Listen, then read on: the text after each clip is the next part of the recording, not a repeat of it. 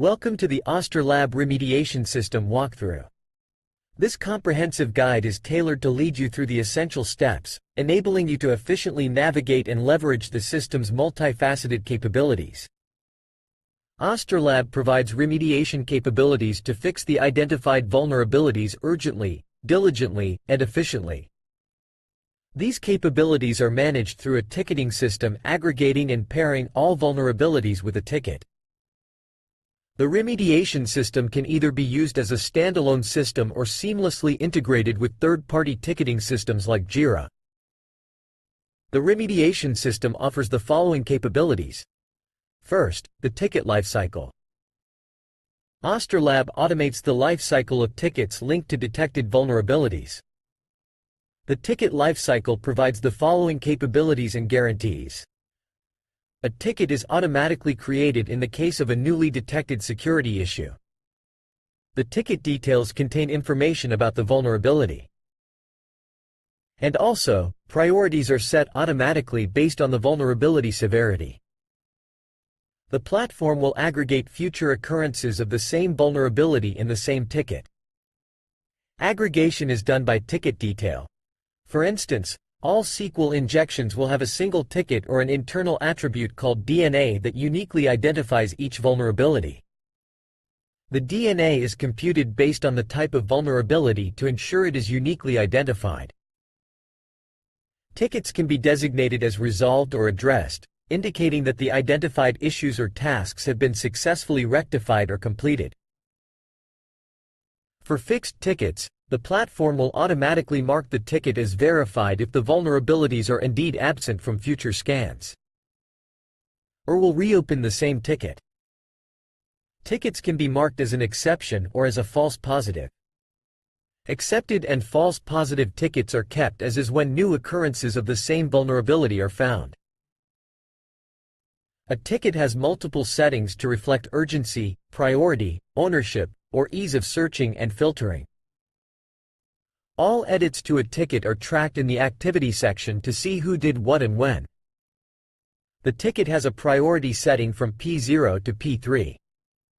P0 is the most urgent, and P3 is the least urgent. A manually created ticket will have a reporter. In addition, you can assign an owner who typically ensures the vulnerabilities are fixed. You can assign a ticket to an existing user already part of the organization, or to an external email address. If the email address is not on the platform, it will receive an invitation to join the organization.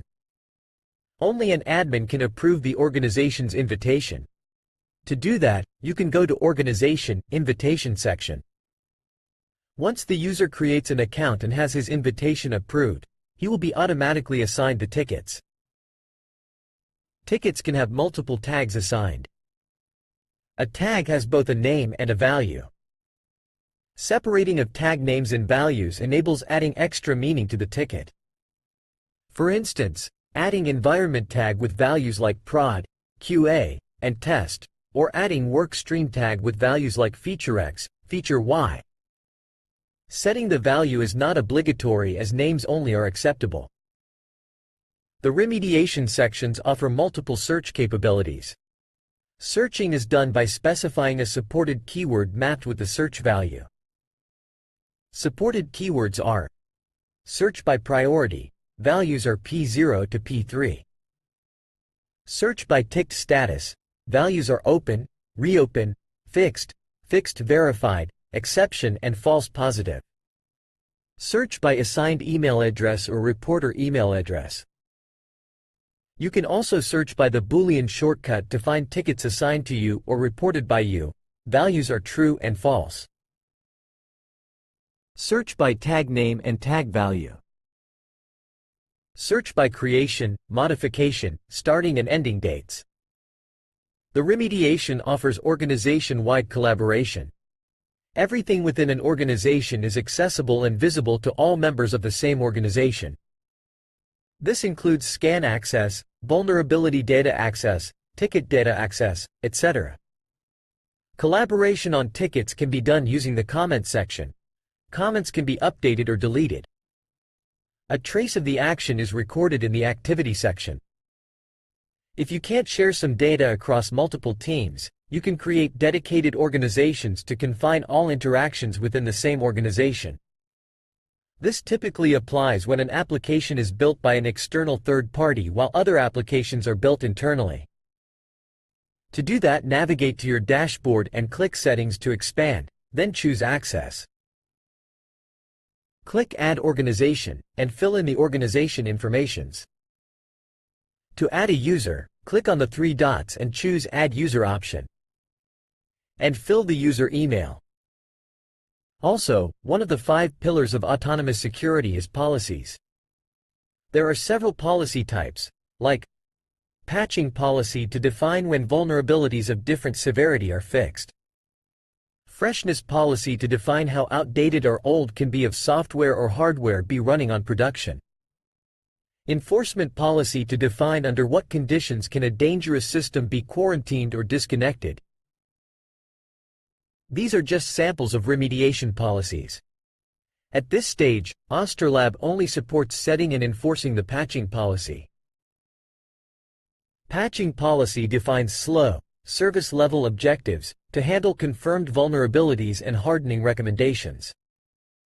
An example would be fixing a high-severity issue within 5 days. The policy is enforced by the ticketing system that compares ticket creation time with the highest vulnerability severity against defined policy. While ticketing helps manage the daily routines and ensure things are fixed and not dropped, they are insufficient to have a holistic look at how a security program is performing. For this reason, the ticketing system is complemented with a metrics and dashboard pillar, the 5th pillar of autonomous security programs. The metrics module collects several metrics that are either time-based, like count of high-severity issues, count of fixed issues, and global metrics, like reopen rate, % of secure assets, etc.